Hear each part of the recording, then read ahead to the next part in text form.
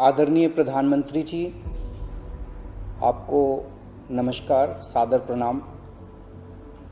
आज मैं बेहद व्यथित हूँ और मैं सीधे आपसे बात करना चाहता हूँ। दिल्ली में अगले हफ्ते से घर घर राशन पहुँचाने का काम शुरू होने वाला था।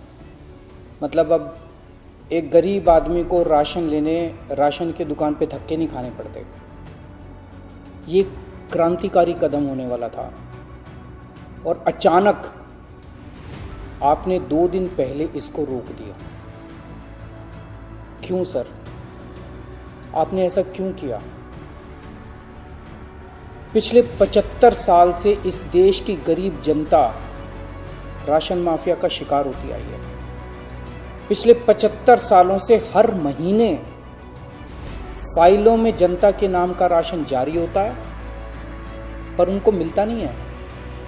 आपने ये कह के हमारी स्कीम खारिज की है कि हमने केंद्र सरकार से इसकी अप्रूवल नहीं ली। ये गलत है सर। हमने एक बार नहीं 5 बार आपकी अप्रूवल ली है। ये रही सारी चिट्ठियां।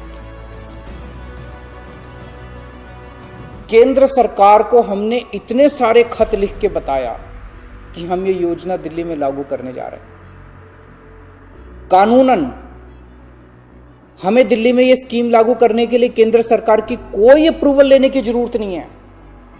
कानूनन इस स्कीम को लागू करने के लिए राज्य सरकार पूरी तरह से सक्षम है।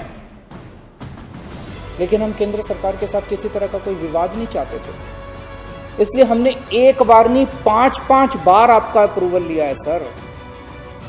मार्च के महीने में हमारी योजना पे आपकी सरकार ने कुछ आपत्तियां लगाई। हमने आपके सारे ऑब्जेक्शन पूरे कर दिए। जैसे हमने इस योजना का नाम मुख्यमंत्री घर घर राशन योजना रखा था। आपने ऑब्जेक्शन लगाया कि हम इस योजना का नाम मुख्यमंत्री के नाम से नहीं रख सकते। हमारा मकसद अपना नाम चमकाने का नहीं था। हमारा एक ही मकसद था, किसी भी तरह से ये स्कीम लागू हो और गरीबों को उनका राशन मिलने लगे। हमने आपकी बात मान ली। हमने स्कीम से नाम ही हटा दिया और भी आपने जितने ऑब्जेक्शंस किए हमने सारे मान लिए। इस सब के बावजूद भी आप कहते हो हमने आपकी अप्रूवल नहीं ली। और कैसे अप्रूवल लेते हैं सर? अब और कैसे अप्रूवल लें? इस सब के बाद भी आपने ये स्कीम खारिज कर दी। क्यों सर? लोग पूछ रहे हैं, अगर इस देश में पिज्जा की होम डिलीवरी हो सकती है, बर्गर की होम डिलीवरी हो सकती है, स्मार्टफोन और कपड़ों की भी होम डिलीवरी हो सकती है, तो फिर गरीबों के घरों में राशन की होम डिलीवरी क्यों नहीं होनी चाहिए? सारा देश जानना चाहता है आपने ये स्कीम खारिज क्यों की सर। आपने ये भी लिखा है कि चूंकि राशन दुकानदारों ने दिल्ली हाई कोर्ट में इस योजना के खिलाफ केस कर रखा है, इसलिए ये स्कीम खारिज की जा रही है। इस बात पे आप स्कीम कैसे खारिज कर सकते हैं? ये राशन दुकानदार इस योजना के खिलाफ हाई कोर्ट से स्टे लेने गए थे। हाई कोर्ट ने इन्हें स्टे देने से मना कर दिया। जब हाई कोर्ट ने इन्हें स्टे नहीं दिया तो आपने इस स्कीम पे स्टे कैसे लगा दिया? आपको इन राशन वालों से इतनी हमदर्दी क्यों है? अगर आप राशन माफिया के साथ खड़े होंगे सर, तो इस देश के गरीब लोगों के साथ कौन खड़ा होगा? दिल्ली के उन 70 लाख गरीब लोगों का क्या होगा जिनका हर महीने ये राशन माफिया राशन चोरी कर लेता है? उन 20 लाख गरीब परिवारों की कौन सुनेगा? ये कोरोना का बहुत कठिन समय है। मैं कई ऐसे लोगों को जानता हूं जो कोरोना होने के डर से राशन लेने नहीं जाते। राशन दुकान पे भीड़ लगती है। लोगों को लगता है कि अगर वो राशन लेने गए तो उन्हें कोरोना हो जाएगा। ये सब गरीब लोग हैं सर। इनमें कई लोग कोरोना काल में अपनी नौकरी खो चुके हैं। उनके घर में अब खाने को नहीं है। अगर हम उन्हें इनके घर तक राशन पहुंचाना चाहते थे तो इसमें आपको क्यों आपत्ति है? केंद्र सरकार के कुछ ऑफिसर कह रहे हैं कि इस स्कीम के खारिज होने का असली कारण ये है क्योंकि केंद्र सरकार का राशन है। ये योजना लागू करके दिल्ली सरकार को इसका श्रेय क्यों मिलना चाहिए? सर यकीन मानिए, ये काम मैं रत्ती भर भी क्रेडिट के लिए नहीं कर रहा। मेरा सिर्फ एक ही मकसद है, किसी भी तरह गरीबों को उनका पूरा राशन मिले। आप प्लीज मुझे ये लागू कर लेने दीजिए। सारा क्रेडिट आपका, सारा श्रेय आपका। मैं खुद सारी दुनिया से कहूंगा खड़ा होकर कि ये योजना मोदी जी ने लागू की, और फिर ये राशन ना आपका है ना मेरा है। ये राशन ना आम आदमी पार्टी का है ना भाजपा का है।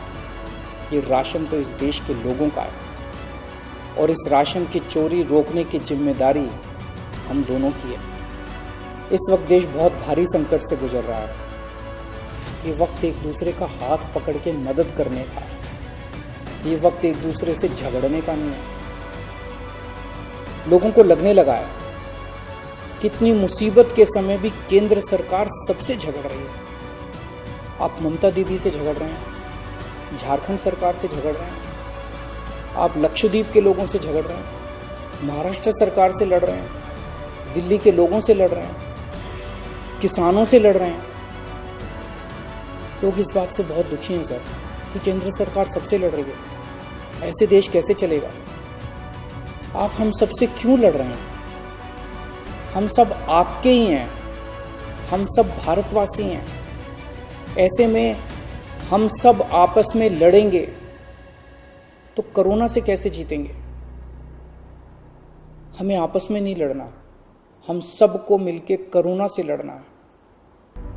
कल सब लोग अखबारों की ये हेडलाइन पढ़ना चाहते हैं, मोदी जी ने दिल्ली सरकार के साथ मिलके दिल्ली के हर गरीब के घर राशन पहुंचाया।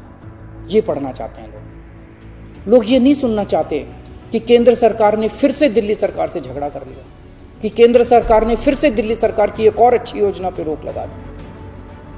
मैं हाथ जोड़ के दिल्ली के 70 लाख गरीब लोगों की ओर से आपसे विनती करता हूं, सर प्लीज इस योजना को मत रोकिए। ये राष्ट्र हित में है, इसे होने दीजिए। अभी तक की सरकारों ने देश के गरीब लोगों को 75 साल तक राशन की लाइन में खड़ा रखा। इन्हें और अगले 75 साल राशन की लाइनों में खड़ा मत कीजिए सर, नहीं तो ये लोग मुझे और आपको कभी माफ नहीं करेंगे।